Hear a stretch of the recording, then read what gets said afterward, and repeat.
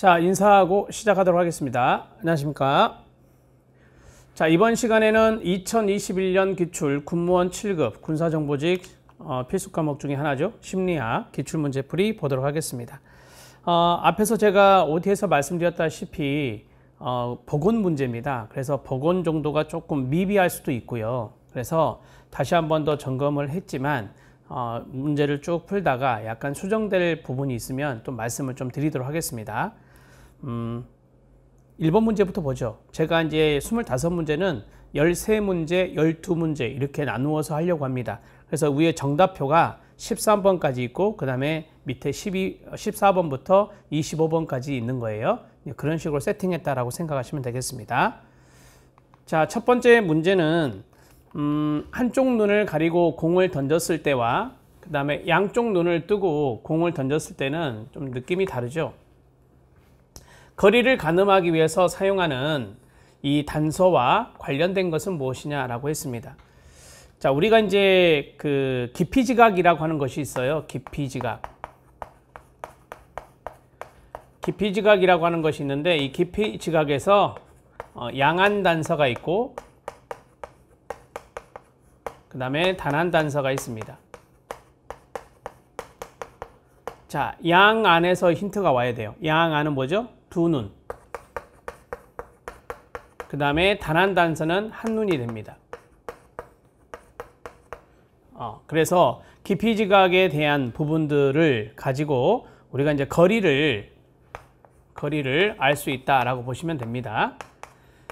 자, 한쪽 눈을 가리고 공을 던졌을 때 라고 했으니까 이거는 이제 단한과 연관성이 있고 그 다음에 여기는 양쪽 눈을 뜨고 있으니까 양한 단서라고 할 수 있겠죠. 이렇게 정리할 수 있습니다.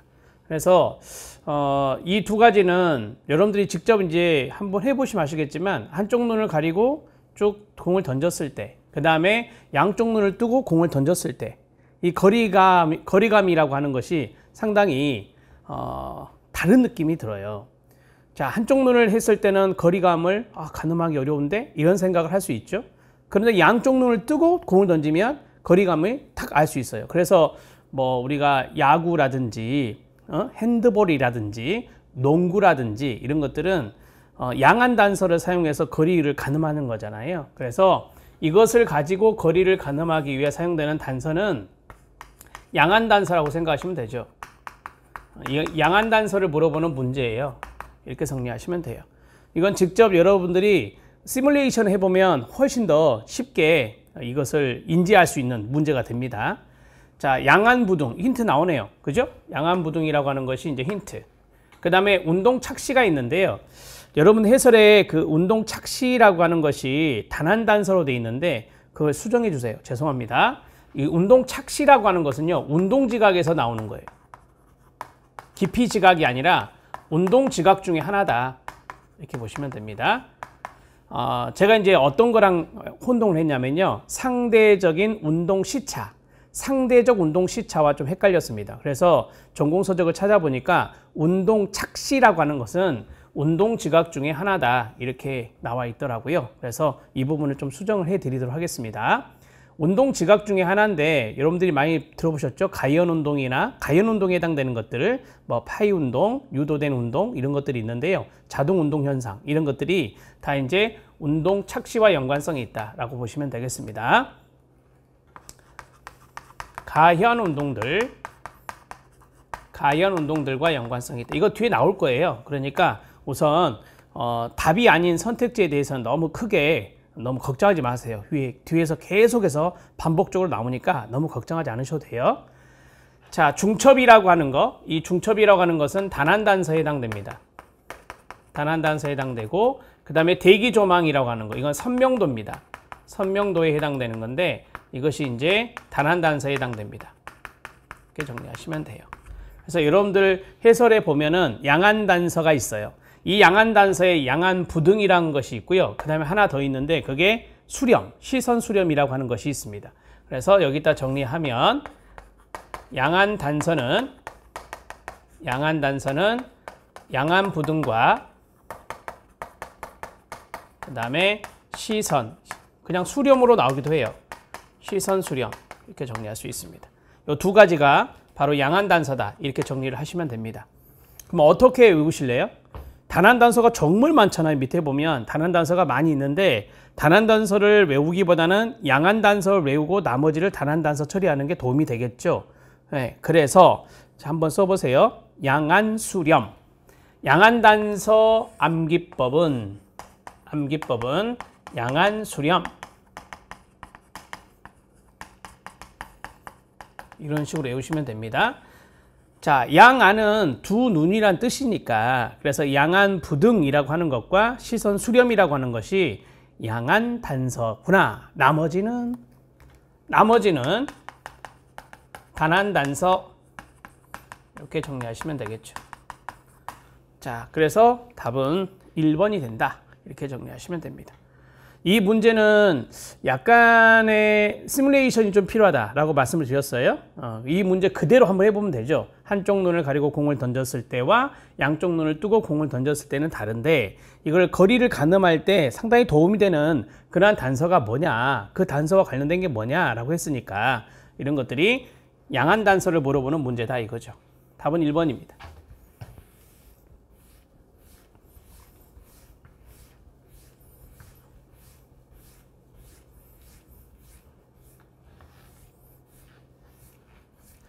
자, 그 다음에 2번 문제 보도록 하겠습니다. 2번 문제는 고전적 조건 형성의 원리의 사례입니다. 옳지 않은 것은 입니다. 자, 고전적 조건 형성은 파블로프가 대표적인 학자고요. 파블로프의 개 타액 분비 실험이 있습니다. 개 타액 분비, 침 분비 실험입니다. 실험과 연관성이 있고요. 자, 그 다음에 고전적 조건 형성의 개념에서 조건 반사가 나오는 거 아시죠? 조건 반사. 자, 종소리를 딸랑딸랑 줬더니 침을 분비하더라 라고 하는 거죠. 이게 이제 조건 자극이 되고 이게 조건 반응이 되는 거잖아요. 자, 이제 뭐라 하겠죠? 조건 자극과 조건 반응. 자극과 반응의 관계. 이것을 우리는 고전적 조건하다. 이렇게 이야기해요. 그러면 이 문제에서 조건과 자극과 반응 그 관계를 보고 그것이 아니면 답이 되겠네요. 비행기 사고를 경험했습니다. 비행기 사고를 경험하고 난 후 비행기를 잘 타지 못한다 라고 했어요. 이게 이제 공포감과 연관성이 있죠. 자, 대개 이제 공포감과 연관성이 있는 공포학습이 고전적 조건 형성이 많죠. 자, 비행기라는 자극을 보면 잘 타지 않는다. 왜? 무서우니까. 자, 그 다음에 폭력 영화를 많이 보았더니 폭력성이 증가했다라고 했어요. 우리가 이런 걸 모델링 됐다라고 하죠. 모방했다라고 합니다. 이게 일종의 모방과 연관성이 있어요. 모방은요, 관찰학습과 연관성이 있습니다. 그러니까 고전적 조건 형성이 아니라 반두라의 관찰학습과 연관성이 있다라고 보시면 됩니다.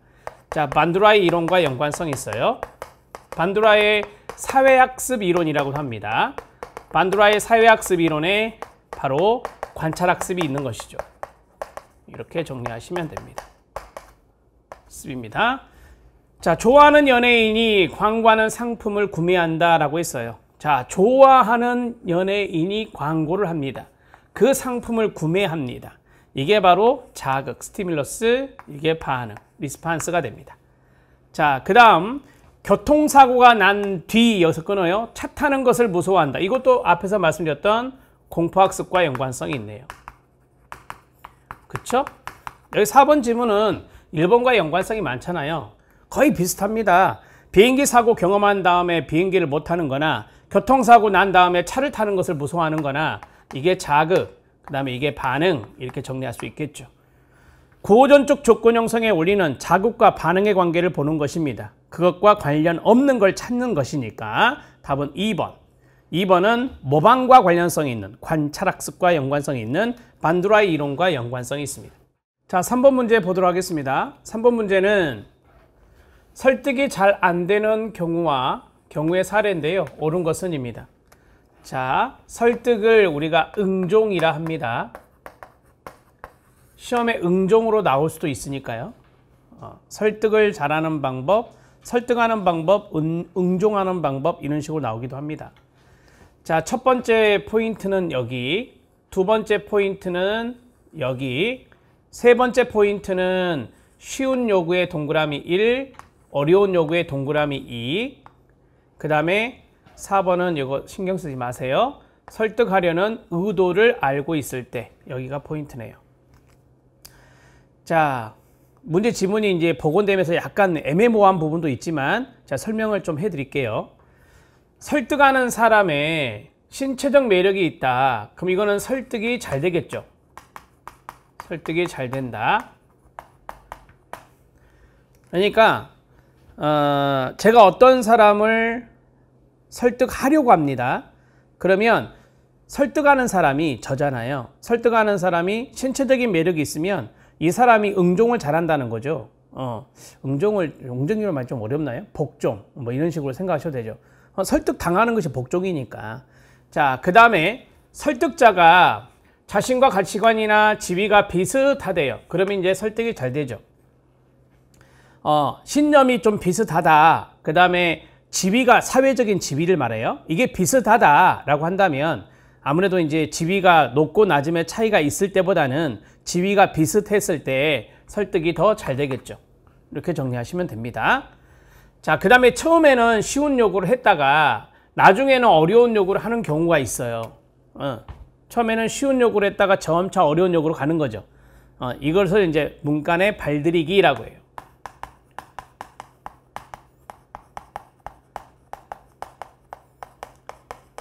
이것도 나중에 다 나옵니다. 문간의 발들이기 기법은 처음에 쉽게, 나중에 어렵게, 아니 처음에 쉬운, 나중에 어려운, 처음에 쉬운, 나중에 어려운, 이렇게 돼요. 자, 그러면 이 반대도 있겠죠. 이 반대, 처음에는 어렵게 했다가, 처음에는 어렵게 했다가 어려운 요구를 했다가 나중에 쉬운 요구를 할 수도 있잖아요. 그럼 이거랑 반대가 되겠네요. 그죠? 이거랑 반대가 됩니다. 면전의 문 닫기입니다.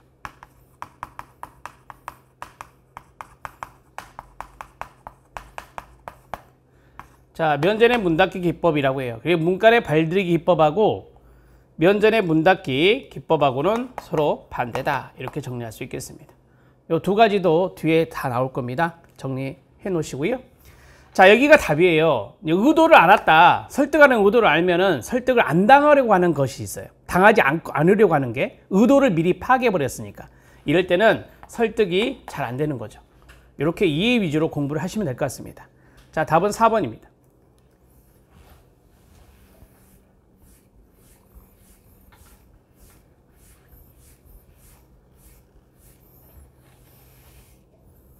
자, 이제 4번 문제 들어가도록 하겠습니다. 4번 문제는 조금 여러분들이 이제 심리 통계 쪽으로 어려워하시는 분도 있어요. 이게 좀 나오니까 공부를 해 놓으셔야 되는데, 실험 연구. 심리학 실험 연구는 이 실험 연구가 나왔잖아요. 독립변인과 종속변인 간의 관계인 인과관계를 살펴보는 거다라고 했어요. 이거를 이제 간단히 말씀드리면, 실험 연구의 목적은 인과관계 규명이라는 거죠. 이게 대명제예요. 실험 연구에서 보통 독립변인을 통제하는데요. 원인을 통제한다라고 하는 겁니다. 만약 독립변인 외의 변인, 독립변인 외의 변인을 외생변인이라 합니다. 가외변인이라고도 하죠. 자, 이것을 과도하게 통제할 경우 내적 타당도와 외적 타당도는 어떻게 되느냐 이렇게 돼 있어요. 자, 그러면 자, 우리가 독립변인이 있고 종속변인이 있어요. 그 외에 외생변인이 있다. 내가 보고자 하는 것은 이 독립변인이 종속변인에 영향을 미치느냐 이걸 보고 싶은데, 요 녀석 외생변인이 이렇게 개입을 해요. 양다리를 거친다 이거죠. 그러면 이 녀석을 뭐 해야 되냐? 통제를 해야 돼요. 외생변인, 독립변인, 외의 변인들을 과도하게 통제했다라고 했으니까 요 녀석을 통제했다는 소리잖아요. 그럼 이게 없어요. 통제해버리면. 이게 성립되지 않는 거죠. 이 녀석을 통제했으니까. 따라서 독립변수와 종속변수의 관계는 더 잘 볼 수 있겠네요. 그렇죠? 오케이. 그러면 독립변수와 종속변수의 관계를 보는 것을 우리가 인과성이라 하는데, 인과성 검증이라 하는데, 이 인과성 검증의 정도를 우리가 내적 타당도라 하거든요. 그러면 이 녀석을 제대로 통제했다면, 과도하게 통제했다, 제대로 통제했다면 내적 타당도는 올라가겠네요. 그쵸? 내적 타당도는 올라갈 거다. 그런데 이게 실험 연구이다 보니까 이 녀석을 통제를 해요. 우리가 보통 실험 연구에서는 통제를 하잖아요. 그래서 인위적 관찰을 통제 관찰이라고 한단 말이에요. 그래서 우리가 이게 과도하게 통제가 되면 인위성은 높아져요. 인위적 요소는 높아진다고요. 인위적 요소는 커진다. 자, 인위적 요소가 커지면 문제가 되는 게 뭐죠? 일반화가 어려워져요. 인위적인 부분이니까. 자연적인 상황, 현장 연구라고 하는데, 현장 연구에서는 우리가 보통 일반화가 높다. 그래서 외적 타당도가 높다라고 하거든요. 그래서 인위적인 요소가 커지기 때문에 일반화의 한계가 와요. 일반화를 우리가 적용이라 하잖아요. 적용. 여기에 한계가 온다. 그러면 일반화 정도를 우리가 무슨 타당도라고 하죠? 오케이. 외적 타당도라 하잖아요. 내적 타당도와 외적 타당도의 개념을 아셔야 돼요. 이건 떨어진다라고 하는 거예요. 다시 인과성 검증을 뭐라 한다고요? 내적 타당도. 일반화하는 걸 뭐라 한다고요? 외적 타당도. 근데 이 녀석은 인과성 검증력이 높아지기 때문에 내적 타당도가 올라가고, 이 녀석은 일반화가 어려워. 인위적 요소가 커지기 때문에. 그래서 외적 타당도가 떨어진다는 거죠. 그럼 답은 어디 있어요? 1번에 있네요. 내적 타당도는 높아지지만 외적 타당도는 낮아진다가 답이 됩니다. 아셨죠? 오케이.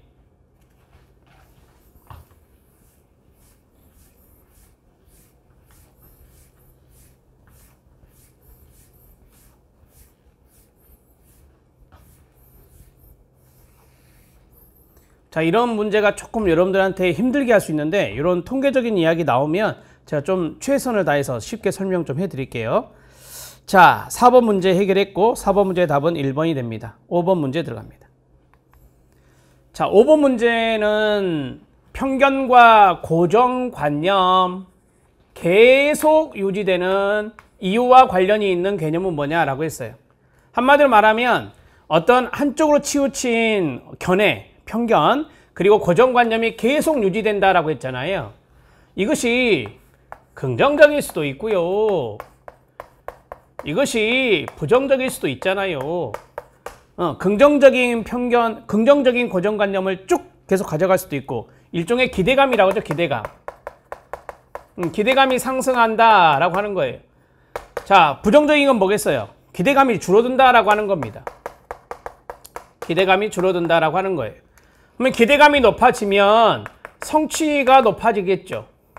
기대감이 높아지면 성취가 높아질 것이고, 기대감이 낮아지면 성취가 낮아지겠죠. 이렇게 정리할 수 있어요. 이것과 연관성 있는 건 뭐냐라고 하는 거죠. 자기 충족적 예언입니다. 이게 답이에요. 자, 이것을 우리가 피그말리온 효과, 로젠탈 효과, 이렇게 말을 해요.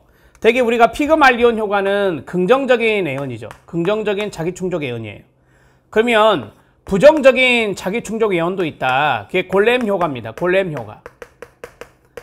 골렘 효과라고 하는 것은 이제 부정적인 자기충족적 예언에 해당되는 것이에요. 그래서 어떤 선생님이 학생한테 기대감이 커요. 그러면 이제 그 학생의 학업 성취도가 올라간다라고 하는 거죠. 어떤 선생님이 이 학생에 대한 기대감이 적어요. 그러면 학업 성취도가 떨어져요. 이게 이제 골렘 효과다 이거죠. 그래서 편견이나 고정관념이 계속 유지되고자 하는 경향, 그런 것들이 자기충족적 예언이다. 이렇게 보시면 되겠습니다. 자, 이해되셨죠? 답은 1번으로 처리했어요. 이 피그말리온 효과도 시험에 출제될 수 있고 골렘 효과도 출제될 수 있으니까 이게 이제 골렘 효과겠죠. 골렘 효과도 출제될 수 있으니까 알아놓으시면 좋겠습니다. 자, 거기 단순 노출 효과가 있는데요. 이게 해설이 없죠, 여러분. 자, 단순 노출 효과 오른쪽에 한번 써보세요. 여러분들 해설지 보면 그 공간이 좀 있기 때문에 충분히 쓸 수 있습니다. 간단하게 말씀드릴게요. 이게 이제 노출 빈도가 높아지잖아요. 그러면 호감이 높아진다라고 하는 거예요. 네. 친근해진다라고 하는 거예요. 그래서 이걸 친근성의 원리라고 합니다. 친근성의 원리, 친근감의 원리 이렇게 이야기할 수 있죠. 기본적 귀인 오류도 이것도 시험에 좀 잘 나와요. 뭐 뒤에 나오겠지만 기본적인 귀인 오류는 어떤 한 사람의 행동을 보고 이제 원인을 파악할 때 귀인, 원인을 파악하는 것을 귀인이라 하거든요. 근데 거기에 이제 오류가 있는 거예요. 에러가 있는 건데 기본적 귀인 오류는 어떤 상황적인 부분들을 무시하는 겁니다. 상황적인 부분들은 무시를 하고 그 다음에 이제 개인 내적인 부분이 있잖아요. 개인 내적인 부분은 과대평가하는 겁니다. 이렇게 어떤 환경적인 부분의 원인도 있을 수 있는데 그 부분은 무시해버리는 거예요. 관심 없고 개인 내적 부분의 과대평가가 이루어졌을 때 기본적 귀인 오류다 이렇게 이야기합니다. 기본적인 개념만 우선 알아놓으세요. 자, 그 다음에 이제 사회적 형평 이론은 아담스의 이론이에요. 아담스의 이론인데 이게 동기 이론 중에 하나입니다. 동기 이론 중에 하나. 그러니까 내가 지각한, 자신이 지각한 투입과 산출의 비율이 있을 거예요. 그것을 가지고 타인과 비교해 보는 거죠. 그래서 그 비율이 맞다면 공정하다라고 생각하는 거고요. 그게 아니다라고 한다면 불공정하다고 생각하는 거예요. 자, 그게 바로 이제 말 그대로 형평이론, 공정이론이라고 해요. 공정성 이론이라고 해요. 동기라고 그랬잖아요, 동기. 공정성, 형평성이 있을수록 동기가 유발되는 거죠. 이렇게 이제 생각하시면 됩니다. 자, 이것도 나중에 나올 수 있을 것 같습니다. 답은 1번입니다.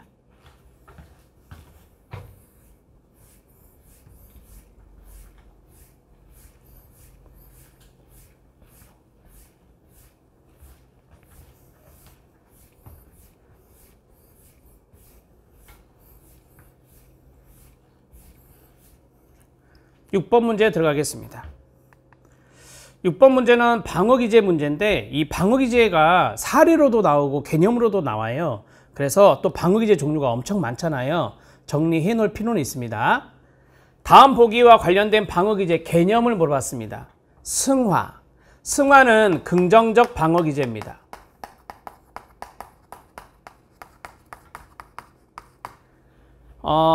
조직폭력배가 유명한 권투 선수가 됐어요. 사회적으로 유용한 형태로 사회적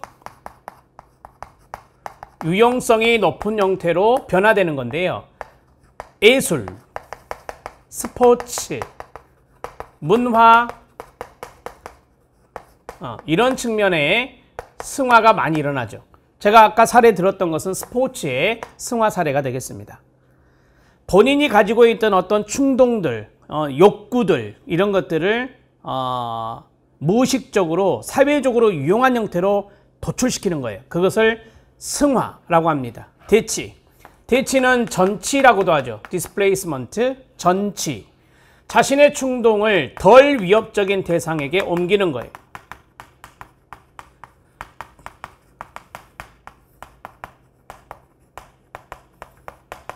쉽게 말하면 회사에서 상사한테 엄청 깨졌습니다. 집에 와서 자녀들한테 화풀이 합니다. 이게 바로 전치입니다. 대치예요. 그 다음에 반동형성은 정반대로 하는 겁니다. 정반대로 행동하는 거. 그것을 우리가 반동형성이라고 말합니다. 미운 놈 떡 하나 더 준다 라는 속담이 여기에 들어가고요. 합리화, 그럴듯한 이유를 대는 겁니다. 그럴듯한 이유를 대는 것, 그것을 우리는 합리화라고 합니다. 합리화에 신포도형 합리화가 있고 단 레몬형 합리화가 있고 투사형 합리화가 있고 망상형 합리화가 있습니다. 이렇게 네 가지의 형태가 있는데 되게 시험에서 요게 많이 나오죠. 심포도형이 많이 나옵니다. 심포도형. 심포도형은 여우와 심포도라는 이솝 우화와 연관성이 있습니다. 자, 여우가 포도를 따먹으려고 펄짝펄짝 뛰는데 못 따먹습니다. 아, 저거 처음부터 내가 원하지 않았어. 저거 심포도야. 나 저거 원하지 않았어. 처음부터. 어떤 일에 실패한 사람이 처음부터 그것을 원하지 않았다고 변명하는 겁니다. 그게 바로 심포도형 기제입니다. 이 정도만 정리하시면 답은 풀겠죠. 사회적으로 용납될 수 없는 충동이나 욕구를 가로 사회적으로 용인되고 가치 있는 것으로 인정되는 활동으로 해소, 답은요, 승화. 이렇게 정리할 수 있습니다. 즉 본능적인 욕구를 사회적으로 승인받는 행동으로 바꾸어서 표현하는 거다. 이런 것들이 바로 승화가 됩니다. 답은 1번입니다. 이렇게 정리할 수 있습니다.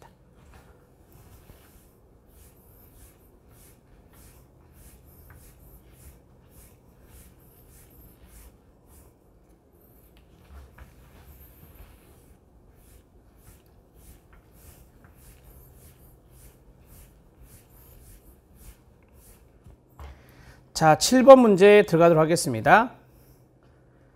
7번 문제는 학습된 무기력 이론에 대한 겁니다.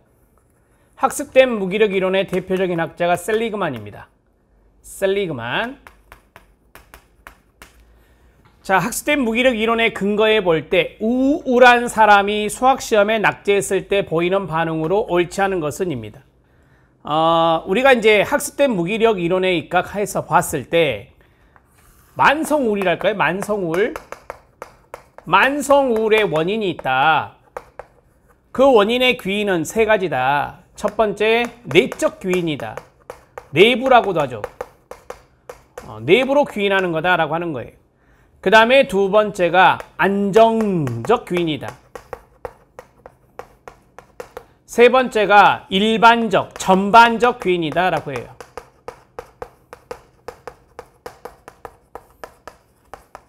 이렇게 생각을 해요. 그래서 만성 우울의 원인이 되는 건데요. 이게 이제 학습된 무기력과 연관성이 있어요. 학습된 무기력이 되면 계속해서 만성화돼요. 만성화가 된다고요. 만성화가 된다. 그래서 첫 번째, 나는 앞으로도, 이게 힌트예요. 나는 앞으로도 수학시험을 못 볼 것이다. 앞으로도 계속. 이게 바로 안정적 유인. 안정적 귀인이 됩니다. 강사가 설명을 잘못해 주었어. 이게 뭐예요? 외부 귀인입니다. 이게 외부 귀인이죠. 자, 외부 귀인입니다. 그럼 여기에 대비되잖아요. 그래서 이게 답이에요.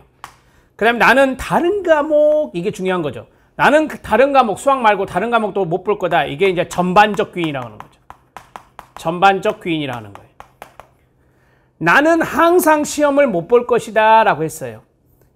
모르겠어요. 이게 이제 완벽하게 복원됐는지는 모르겠지만 여기에서 한 가지가 더 팁으로 들어가면 좋아요. 노력을 해도, 나는 노력을 해도 항상 수학시험을 못 볼 거야. 이게 바로 내부귀인이에요. 개인의 노력은요, 내부귀인이거든요. 이렇게 정리할 수 있겠습니다. 자, 답을 해결했습니다. 답은 2번이 답이 됩니다. 학습된 무기력 이론은 이것과 연관성이 있어요. 만성화되는 세 가지 귀인들. 시작. 내부 귀인, 안정적 귀인, 전반적 귀인 또는 일반적 귀인. 이렇게 해서 정리 세 가지로 하시면 됩니다. 7번의 답은 2번입니다.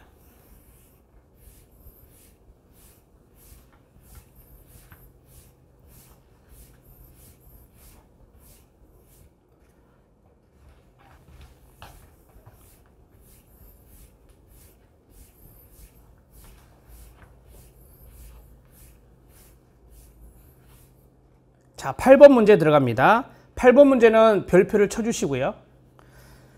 이거는 정말 어려웠을 것 같아요. 심리학의 역사의 사건 순서를 옳은 것은입니다. 나이서의 인지심리학 저술, 분트의 심리학 실험실 설립, 스페리의 노벨상 수상, 그 다음에 스페리의 뇌연구, 분리뇌 연구, 좌뇌, 우뇌, 분리뇌 연구가 있거든요. 그 다음에 왓슨의 공포반응 조건 형성 실험, 그 다음 계속 보세요. 스키너의 Science and Human Behavior 서술, 그 다음에 나이서의 인지심리학 서술은 뒤에 있고요. 그 다음 밑에도 구분되어 있죠. 지금 이거를 제가 쭉 세팅을 해봤어요. 세팅을 해봤는데 6가지가 있거든요. 그 6가지의 문제에서 야, 이거 우리가 나중에 이거 나오면 어떻게 풀지? 이런 고민을 좀 했어요. 그래서 여기 6개를 우선 세팅을 하는 것이 중요하겠다, 이런 생각을 했습니다. 암기법 들어갑니다. 분모앗 써보세요. 그 다음에 스키, 그 다음에 나허. 말도 안 되는 건데 외우시면 외워집니다. 분왓, 스키, 나허. 시작. 분왓, 스키, 나허. 한 번 더. 분왓, 스키, 나허. 자, 어떻게 외우냐? 이게 분트입니다. 이게 왓슨입니다. 이게 키가 들어갔기 때문에 이게 스펠입니다. 여기가 스키너입니다.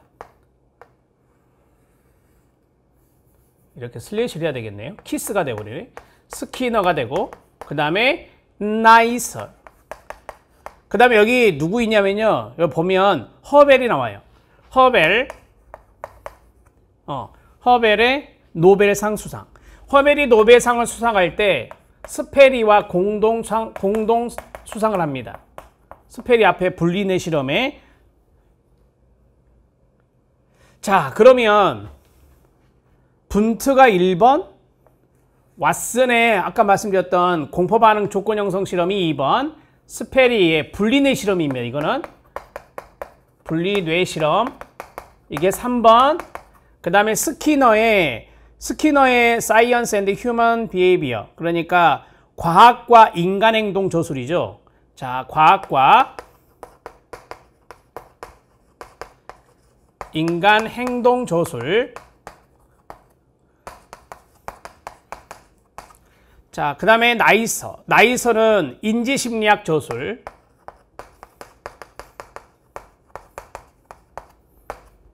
여러분, 여기 스키너가 행동주의학자죠. 이 인지심리학이 행동주의 다음에 나온 거예요. 그래서 행동주의 앞에 들어가야 돼요. 스키너는. 나이서는 스키너 뒤에 와야 됩니다. 자, 허벨은 노벨상 수상. 연도 안 외웠어요. 순서만 외웠어요. 자, 외우고 해볼까요? 자, 1번 맞나요? 틀렸죠. 분투가 중간에 들어가 있잖아요. 그 다음에 3번 맞나요? 3번은 왓슨이 앞쪽인데 왓슨이 뒤에가 있으니까 틀렸고요. 3번 분투가 맨 앞에 있습니다. 그럼 이거는 힌트가 됐고, 이 분투가 또 뒤에 있네요.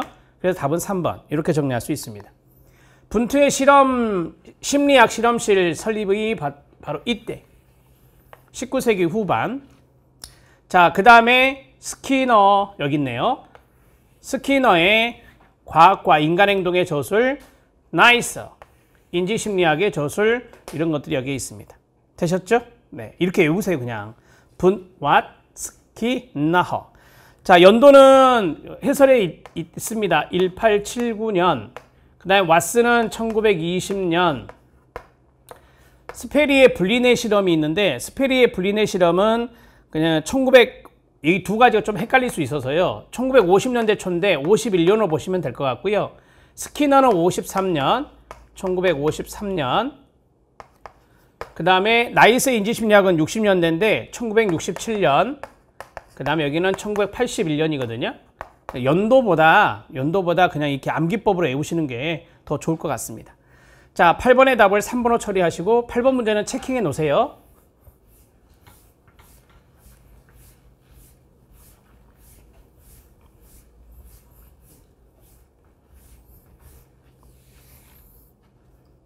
여러분, 제가 암기법을 가르쳐드리면 지금 두 가지 가르쳐드렸잖아요. 1번에 양안수렴은 양안난서 이렇게 가르쳐드렸잖아요. 그냥 노트 하나 놓고 그냥 공책 있잖아요. 빈 노트. 자, 제가 암기법 쓴 것만 옆에 쓰세요. 그럼 나중에 암기법 노트가 돼요. 이거 문제집에서 찾으려면 못 찾으셔요, 여러분, 나중에. 그러니까 제가 그때그때 암기법 개발해서 커리큘럼 특강 때도 말씀드렸지만 제가 만들어서 여러분들한테 말씀드리면 여러분들이 그것을 암기 노트를 따로 놓고 제가 나올 때마다 그냥 쓰시라고요. 어디 뭐 분야 나눌 필요 없어요. 그냥 무조건 암기법인데 뭐 그냥 외워야 되는 거예요. 그래서 암기법 1번부터 시작해서 몇 번까지 가는지 한번 해보세요. 그래서 여러분 나중에 외우는데 이거 어디 있죠? 막 찾아보려면 못 찾겠더라고요. 저도 못 찾겠더라고요. 그래서 적는 게 좋습니다. 팁으로 하나 말씀드렸어요. 자, 9번 문제 들어가겠습니다. 9번 문제는 복권 당첨인데요. 복권은 당첨되기 위해서 몇 장을 사야 할지 모른다. 복권을 간헐적 강화 계획에 비유한다면 어떻게 되느냐라고 했어요. 이건 복권이라고 하는 것이 한 달에 한 번씩 당첨되나요? 아니죠.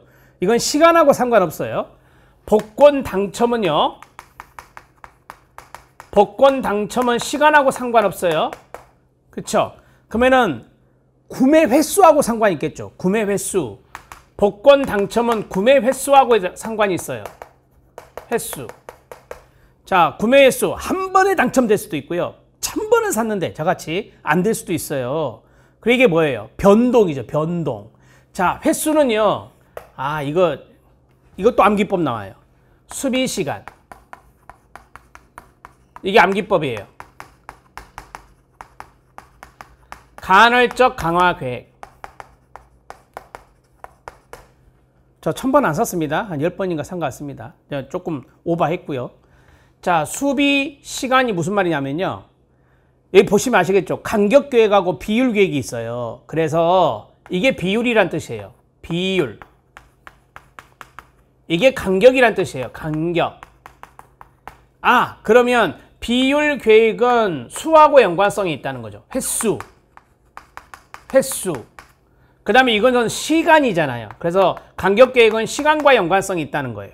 이렇게 외우시는 거예요. 수비 시간 이렇게 외우시는 거죠. 시험장 가면 이거 헷갈리거든요. 그러면 복권 당첨은 시간하고 상관없으니까 간격 계획은 탈락.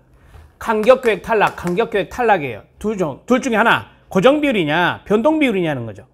뭐겠어요? 제가 그랬잖아요. 한 번 사도 될 수 있고 1000번을 사도 안 될 수 있다니까요. 그럼 이건 변동이죠. 변동. 그래서 이것은 변동 비율 강화 계획이다. 이렇게 말할 수 있어요. 답은 4번이에요.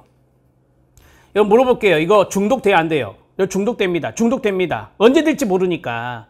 내가 사가지고 언제 될지 모르니까 그래서 복권을 계속 사는 거예요. 그래서 반응률이 제일 높아요. 반응률이 가장 높다.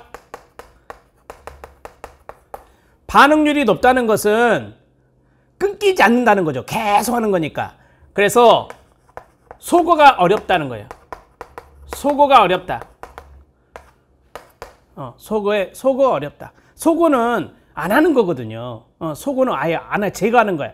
근데 이 소거가 어렵다는 것은 그만큼 반응률이 제일 높다 이거죠. 자, 그러면 여기 했으니까 이거 하나 풀고 하면 좀 그렇잖아요. 반응률의 크기.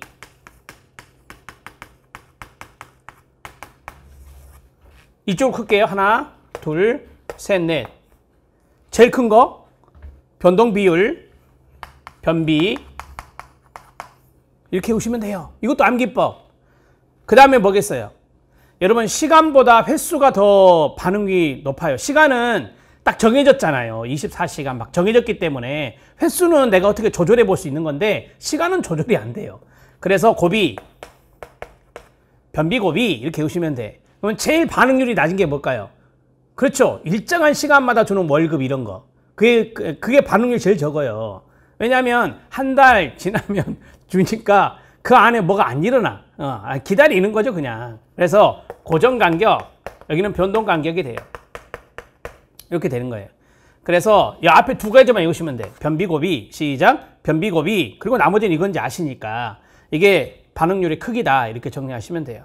그래서 제가 이거 중독된다라고 했죠. 이게 카지노거든요. 카지노 도박. 카지노 도박이나 복권이나 복권 당첨이나 거의 비슷한 맥락으로 생각하시면 돼요. 그래서 변비는 변동 비율은 카지노 도박 이런 것도 여기에 들어가고 이제 고정 비율, 변동 간격, 고정 간격 이런 순서들 알아놓으시면 돼요. 뒤에 이런 것도 나올 수도 있어요. 답은 4번입니다.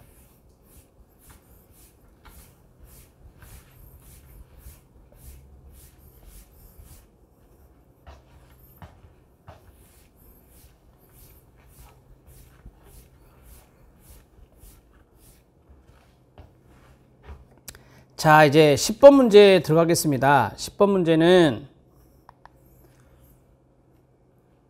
어떤 심리학자가 폭력적인 TV 프로그램 시청이 공격성에 영향을 미치는지를 알아보는 실험 연구 또 나왔어요.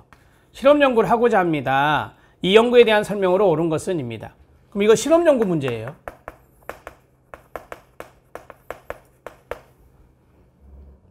자, 원인과 결과를 규명하는 인과관계를 규명하는 게 목적이라고 그랬죠? 그럼 이 사례, 폭력적인 TV 프로그램 시청이 원인이 됐어요. 그 다음에 이게 공격성이 뭐가 돼요? 결과가 되겠죠? 공격성이 결과가 되는 거예요. 여기에 영향을 미친다 그랬으니까 그러면 인과관계 규명 맞네요. 이게 원인이고 이게 결과니까 이렇게 정리할 수 있다고요. 1번 100명의 동그라미 100명의 참가자들을 대상으로 폭력적인 TV를 시청한 시간과 공격성을 측정했대요. 그럼 100명의 설문지 돌렸네요. 100명의 설문지 돌려서 TV 시청한 시간 몇 시간이에요? 체킹. 그 다음에 공격성의 정도는요 5점, 4점, 3점, 2점, 1점에 얼마요? 체킹. 이건 설문조사입니다. 이거는 실험연구가 아니라 설문조사한 거예요. 그 다음에 실험연구의 종속변이는 공격성 맞아요? 여기 나왔네요. 종속변인이 결과잖아요. 이게 종속변이라고 그래요. 결과를 종속변인. 그 다음에 원인은 독립변인이라고 하잖아요. 원인은 독립변인, 결과는 종속변인이라고 하니까 실험연구의 종속변인은 공격성이다. 맞네요.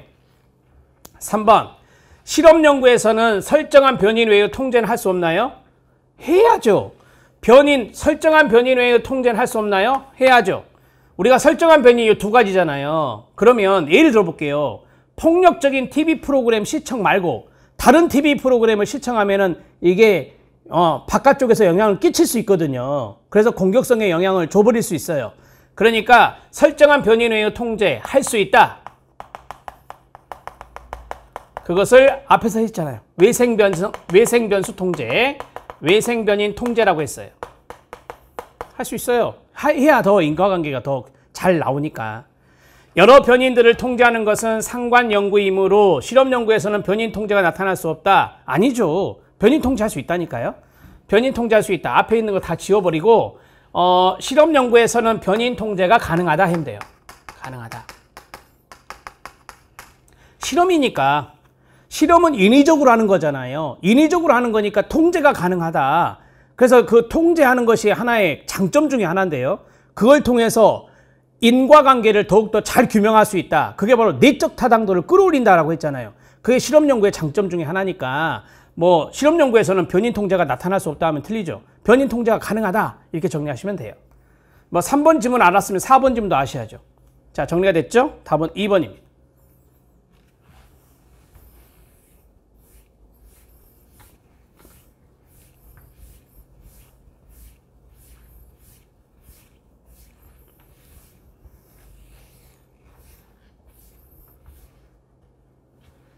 11번 문제 들어가겠습니다.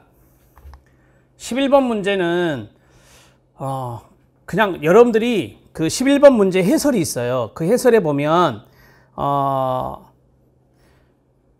베들레이가 이야기한 작업기억 모형이 있거든요. 그 그림을 머릿속에 딱 넣어버리시면 더 좋아요. 그 그림에 보면 그 장기 기억이 있고 그 다음에 위쪽에 중앙 관리기 이런 게 있는데 관리자가 있는데 그 그림을 연상하면 이 지문이 보여요. 그림을 연상하면 제가 우선 넘버링을 해볼게요. 청각적 정보 등을 처리하는 기억과 이게 1번, 시각적 심상과 이미지를 처리하는 기억에 여기까지가 2번 이렇게 돼요. 이게 각각 존재한대요. 각각. 그리고 기억 안에 해당 기제들로 이루어져 있으며 이 기억이 이제 뭐냐라고 하는 거죠. 자, 정보를 통제하고 변형 처리한다라고 했잖아요. 이게 3번이 돼요. 자, 그래서 이 세 가지의 내용들이 어떻게 정리가 되냐면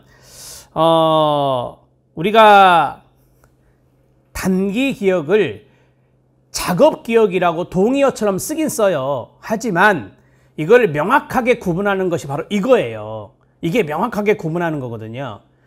첫 번째가 뭐냐면 음운 루프예요.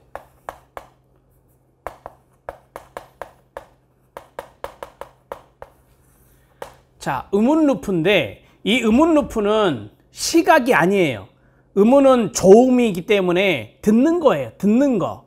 그래서 이것은 청각적 정보 기억이에요. 청각적 정보 기억이에요.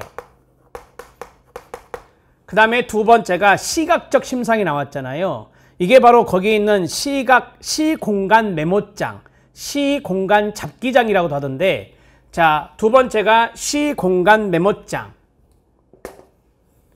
시공간 메모장. 이 시공간 메모장이 바로 시각적 심상과 이미지, 시각적 심상 기억이라 할게요. 그냥 시각적 심상 기억. 이것과 연관성이 있어요. 이게 1번이었고 이게 2번이었잖아요. 그 다음에 이제 정보를 통제하고 변형하고 처리하는 게 있어요. 그게 바로 거기 나온 대로 중앙관리자. 중앙관리자가 돼요. 자, 여기다 쓸게요. 중앙관리자. 이 중앙관리자는 정보 처리, 정보 통제 처리 이 정도만 쓸게요. 정보를 통제하고 처리하는 것과 연관성이 있다. 자, 이런 것들이 서로 보시면 아시겠지만 상호작용을 해요. 서로 상호작용을 한다고요. 이렇게 상호작용하고 이렇게 상호작용을 하죠. 상호작용해서 이루어진 기억이 뭐냐? 이게 바로 작업기억이다. 워킹 메모리라고 하거든요. 작업기억이라고 그래요. 자, 그래서 답은 4번이 돼요. 4번이 됩니다. 이해되셨죠? 단기기억이라 하면 안 돼요. 단기기억이라 하면 안 되고 이 감각기억에서 단기기억으로 넘어와요. 넘어오는데 여기에서 아주 디테일하게 음운 루프라고 가르쳐주지 않고 청각적인 정보를 처리하는 기억이 있고 시각적인 심상과 관련된 기억이 따로 존재한다. 그리고 이것을 정보를 처리하고 통제하고 변형하는 그러한 프로세스의 기억이 있다. 그 프로세스의 기억을 우리가 작업기억이라고 한다. 이렇게 정리하시면 돼요. 이 문제는 여러분들이 그 이미지를 머릿속에 넣어버리면 돼요. 대신 이게 이거고 이게 이거고 이게 이거라는 것을 아셔야 문제에 적용할 수 있어요.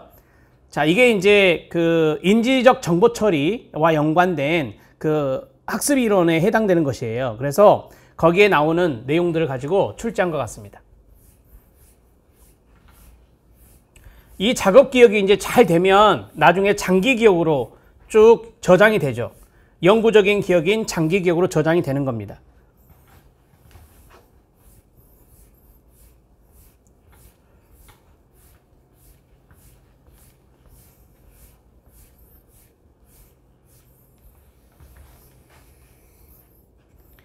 자, 12번 문제 들어가겠습니다. 12번은 애착유형인데 그리 어렵지 않아요.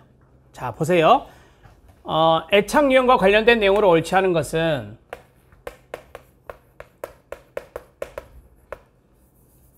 엔즈워스의 애착과 관련된 낯선 상황 실험.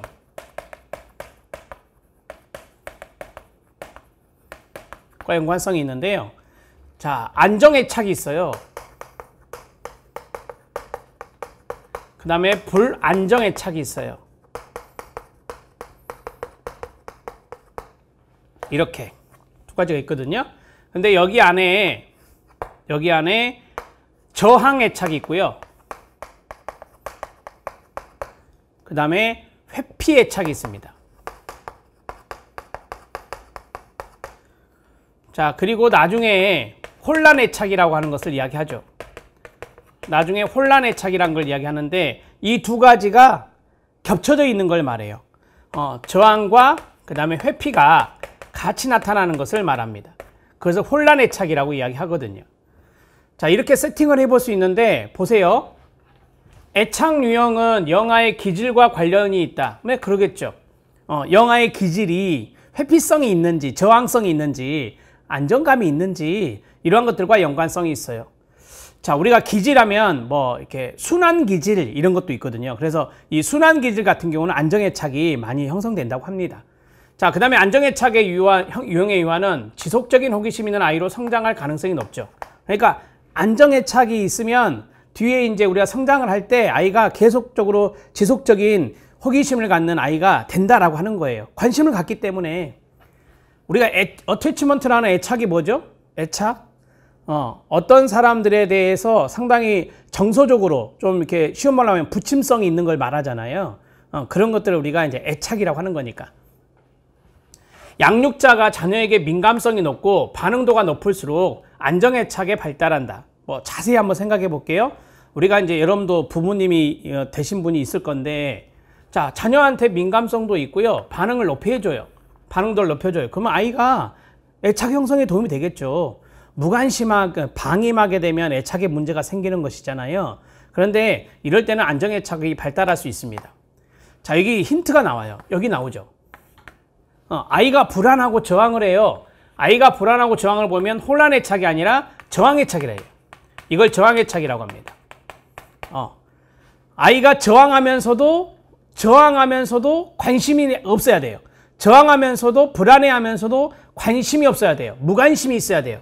그래야 우리가 혼란애착이라고 하는 거죠. 자, 혼란애착을 이렇게 써드렸잖아. 자, 보세요. 저항은 말 그대로 저항감이 높다라고 하는 거고요. 여기는 무관심이에요. 무관심. 무관심. 엄마가 돌아와도 낯선 상황에서 엄마가 다시 돌아와도 관심이 없는 거예요. 이게 회피애착에 해당된다라고 보시면 됩니다.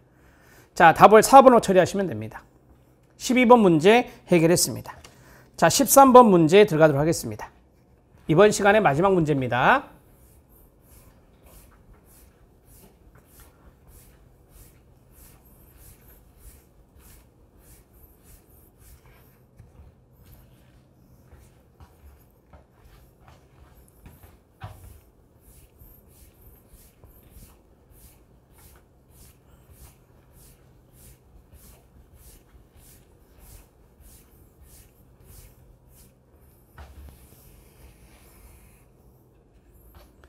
자, 13번 문제입니다. 13번 문제에서도 암기법이 나옵니다. 성격의 5 요인 모델, 빅5 이론이라 합니다. 코스타와 맥크레이의 빅5 이론입니다. 유형 중에 하나로서 타인과 대인 관계가 좋답니다. 1. 결혼 생활을 잘 유지한답니다. 2. 직장 생활도 오래 지속한답니다. 3. 뭐 힌트는 1번에서 끝났어요. 1번에서 끝났습니다. 자, 여기와 관련된 특성은 무엇일까요? 결혼 생활을 잘하는 것은 부부관계가 좋으니까. 그 다음에 직장 생활도 오래 지속하는 것은 동료와의 관계가 좋으니까. 대인관계가 좋다는 게 결정적 힌트예요. 뭐죠? 우호성입니다. 우호성. 답은 1번이 됩니다. 자, 그럼 여기서 암기법 들어간다고 그랬죠? 빅5로 많이 나오니까 시험에 빅5 팩터, 빅5 요인은 equal. 암기법은 항상 앞에 타이틀이 있어야 돼요. 타이틀이 없으면 이 암기법이 어디서 온지를 몰라요. 그러니까 이렇게 타이틀을 넣어줘야 돼요. equal 이렇게. equal은 뭐죠? 모르시겠구나. 외호성 개신입니다. 외호성 개신입니다. 이렇게 외우시면 돼요. 자, 외향성, 호감성. 저기 우호성이 호감성이에요.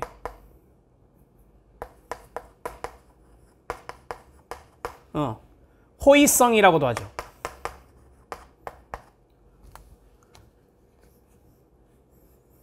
호의성. 하나 더, 친화력이거든요. 그래서 친화성이라고도 합니다. 이렇게 동의어 끝. 그 다음에 이게 뭐겠어요? 성실성입니다. 저기 나오죠? 성실성 나왔어요. 그 다음에 이게 지금 없어요. 선택지에. 이게 정서개방성이에요. 정서개방성. 이 정서개방성이 높을수록 창의적이에요. 자, 그 다음에 이게 뭐겠어요? 신경증입니다. 신경증. 자, 신경증은요, 정서적으로 불안정한 거예요. 그래서 정서 불안정성이에요. 제가 만약에 이거 시험 냈잖아요. 그러면 저는 이걸 내요. 정서 안정성이에요. 정서 안정성이 있어요, 없어요? 없어요. 정서 불안정성을 물어보는 거지 정서 안정성을 물어보는 게 아니거든요. 그래서 만약에 이건 지금 사례니까 어떤 것이냐 물어봤으니까요. 다음 중 B5 요인에 해당되지 않는 것 이런 식으로 나오면 정서 안정성이 나올 수 있거든요. 정서 안정성 나오면 틀리고 정서 불안정성으로 나와야 된다. 왜? 신경증이니까. 이렇게 해서 정리하시면 돼요. 암기법 시작. 왜, 호, 성, 개, 신 이렇게 외우시면 돼요. 이해되셨죠? 자, 13번의 답을 1번으로 처리하십시오. 대인관계 좋고 결혼생활 유지 잘하고 직장생활도 오래 지속하는 것은 우호적이니까 호감이 있으니까 친화력이 있으니까 그게 가능하다라고 말할 수 있겠습니다. 자, 여기까지 진행했습니다. 좀 어떠셨나요? 첫 번째 시간이었는데 조금 힘드셨나요? 그래도 여러분들이 이제 첫 스타트를 잘 끊으셨으니까 저랑 같이 꾹 참고 인내심을 갖고 끝까지 해봅시다. 열심히 하십시오. 수고하셨습니다.